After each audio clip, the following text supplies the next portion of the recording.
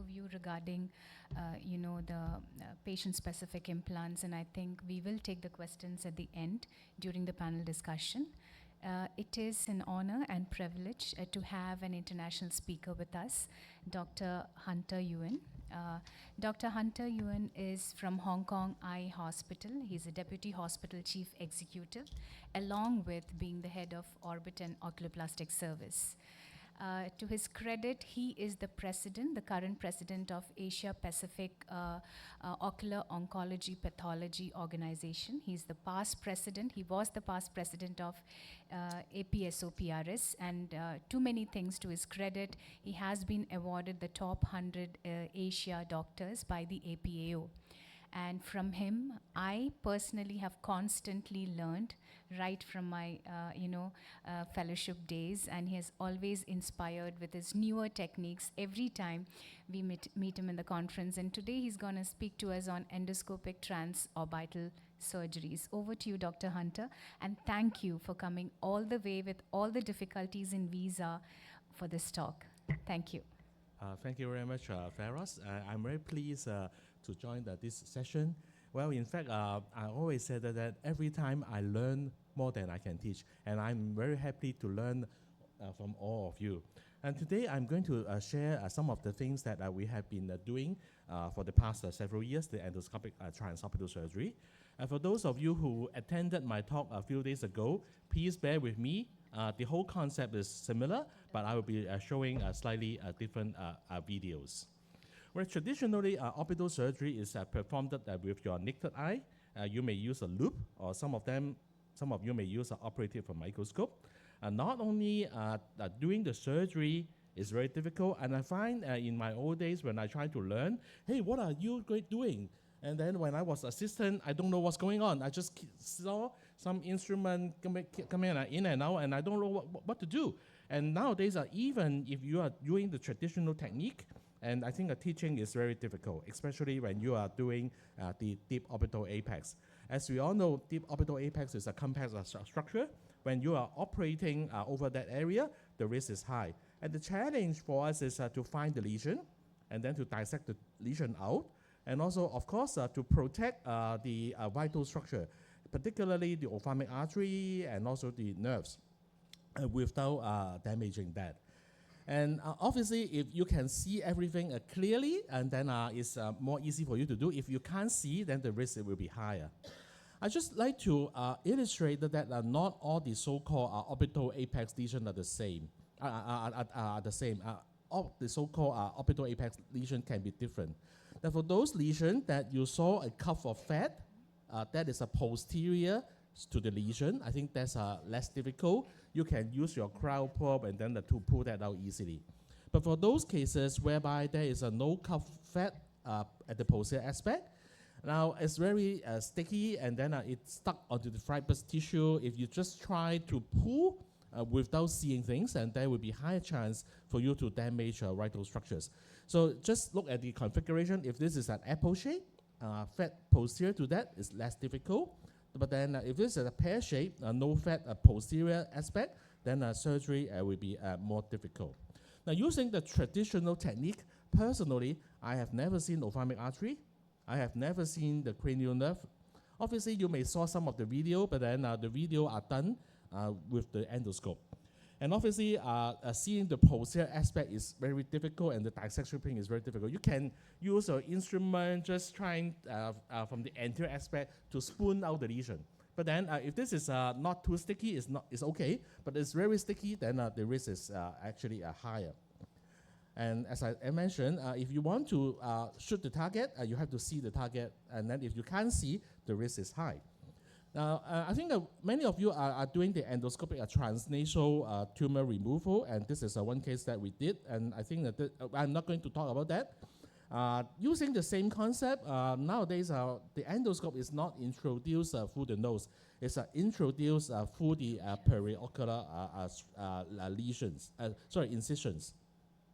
Now, with this approach, there is actually a better tissue identification and obviously preservation. We can put the endoscope into narrow space, and other than that, we can actually discuss among each other, hey, what is this? Should I cut this? Where should I go? and you can bring your colleagues together. And I always believe that to have a joint discussion will be the best decision. And nowadays, you can also use the more newer type of endoscope, including the ICG endoscope. Now, actually, this is a schematic diagram showing the various types of periocular incisions that you can combine the use of endoscope in the deep orbital space. Now, this is the first case I want to show you. A patient with a large orbital tumor. This is alveolar soft part sarcoma. Look at the red dot. The red dot is the position of the ophthalmic artery. So if you accidental damage the ophthalmic artery, patient can't see. So at first, we did a transcaruncular endoscopic assisted biopsy and confirms to be a case of alveolar soft part sarcoma. And then a complete resection is actually needed. So we start the surgery by doing a subbrow incision and then dissect the anterior part. Now for the anterior dissection, I think it's just similar to the usual surgery. So of course, we try to see if we can pull the tumor out on block, but unfortunately, this is a very, very sticky lesion. We just can't pull forcefully to get the tumor out. So what we end up doing is that we decided to remove the tumor piecemeal. We transected the anterior part, and then for the deeper part, we use this endoscopic guided resection. As you can see, even for the posterior part, it's a very dense fibrous adhesion. Really, you need to see the dissection plane, the plane between the tumor and the surrounding tissue before you can remove the tumor out. So we are using the QSER to debulk the tumor to create some more space. Now we are approaching the orbital apex. As you can see, using the magnified approach, even though we can see the macroscopic tumor, we can actually remove all these in a more complete manner. Now, at the end of the surgery, actually we can see and we can preserve a pulsating ophthalmic artery at the end of the surgery. Also, nowadays, this is the ophthalmic artery. Now, also we learned that nowadays, if you can localize the ophthalmic artery, then there is some strategy with regard to the dissection. Usually, we leave those parts with the ophthalmic artery at the last because there will be create a less tension. You free up all the other area first before you tackle those areas with the ophthalmic artery. The patient is doing well. I still see her, so everything is fine. So her vision is preserved. Now this is another case. Again, it's a posteriorly located orbital tumor. No cup of fat posterior to that, so we are expecting a very sticky tumor. So actually nowadays, what I'm doing is that I will use the CT angiogram to try to locate the ophthalmic artery. I think this is seldom done, but then I think this is very important. Using the CTA, you can actually see on your left side the position of the ophthalmic artery. And then we can input the position of the ophthalmic artery together with the tumor onto the navigation system, and then we can reconstruct these 3D configuration. So you know that where is the tumor, where is the ophthalmic artery, and when you are doing the dissection, which portion you are going to see the ophthalmic artery. So we are expecting everything nowadays before the surgery. So this is the actual surgery. So of course, using an endoscopic and magnified approach, we can see the ophthalmic artery nowadays. So at first, we are not doing this through the transnasal approach. We are doing through the transcaruncular approach. Now we can talk about that. We can discuss about that. It brings about the concept of surgical freedom, whether you can find the lateral aspect of the tumor. If you are just taking this tumor through the nasal approach, I think for the lateral aspect, it's very, very difficult for you to see. So we decided to do this using the transcaruncular approach. And obviously, if you do under the transcaruncular approach, you are not connecting the eye onto the nose, which is another advantage. So the first part of the surgery is similar to what you do. So just a hand over hand technique. After you make the incision, you find the mass, and then we saw the ophthalmic artery very early on during the surgery. Now after we can see, this is the ophthalmic artery at the superior aspect. After we see the ophthalmic artery, and obviously there is a lot less chance for us to damage it because you wouldn't put your dissector onto the ophthalmic artery. Now this is the ophthalmic artery. So we are actually dissecting posterior to the ophthalmic artery. Can you see the pulsation? Yeah, and then I think this is very good. And actually, in some cases, we can see the dissection plane with the superior oblique muscle. And in some cases where we try to use the cryo probe, and then obviously this, I can't remember whether we use a cryo probe, but then you just can't do the cryo probe and then hold it and then pull the tumor out. If you forcefully pull the tumor out, there will be higher chance for you to damage the nerves and also the vessel. So end up, we do the endoscopic guided dissection. We use a blunt dissector. We use some blunt curette. We use a neuropathies. And then this is how we finally get the tumor out. And then finally, you see, we get the tumor out. We see the ophthalmic artery. And in this particular case, we inject ICG dye, and then we use the ICG endoscope, and then we demonstrate a patent pulsating ophthalmic artery at the conclusion of the surgery. This is the ophthalmic artery that we see curve along the orbital mass. So now the ICG dye is being injected. So this is a special type of endoscope. It's called an ICG endoscope. This is called the overlaid mode, overlapping the fluorescein image onto the color image. Now the dye is being passed onto the ophthalmic artery. It's now pulsating now. So moving on to another case, obviously for the medially located tumor, other than the transcaruncular approach, you can do the transnasal approach. But for those laterally located orbital apical tumor, and I think you cannot do it through the transnasal approach. Nowadays, we use the transcaruncular approach. I just want to highlight the anatomy. This is the superior orbital fissure, and this is the inferior orbital fissure, and this is the meningoorbital band. So actually, division of the meningoorbital band will release a lot of the tension, and then you can actually more easily drill up the deep sphenoid bone between the superior orbital fissure and inferior orbital fissure. Now, after you drill out this bone, actually use the endoscope, and there will create additional space for you to operate on.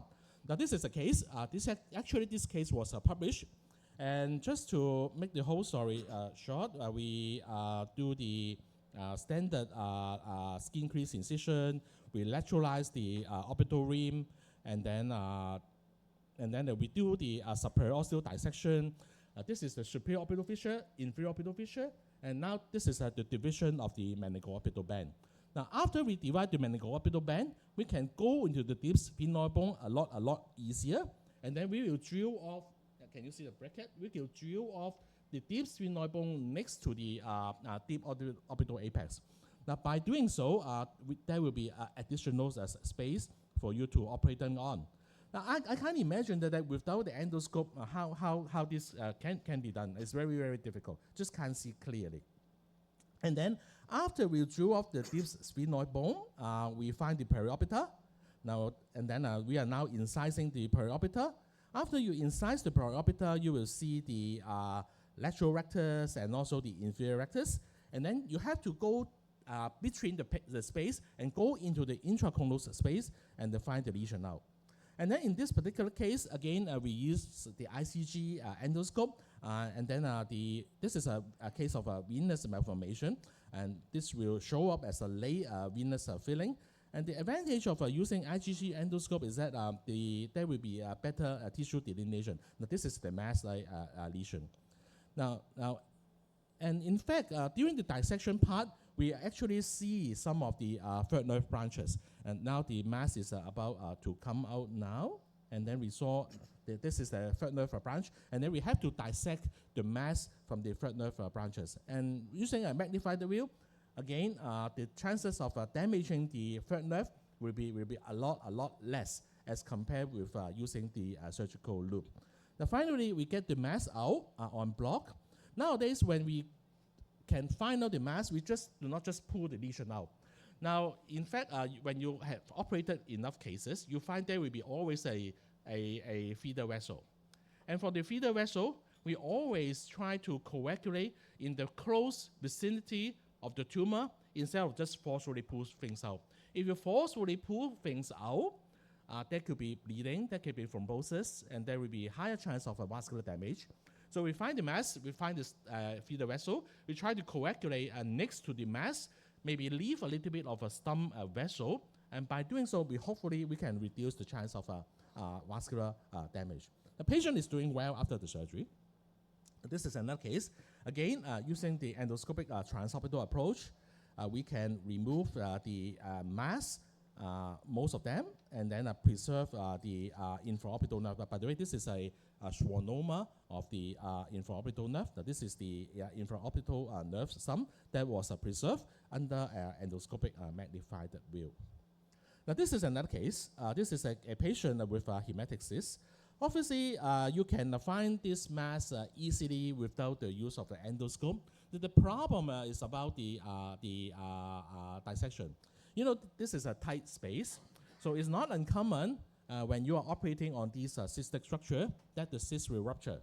So without the use of the endoscope, I find that it's not too easy to find the capsular pain for you to get the mass out.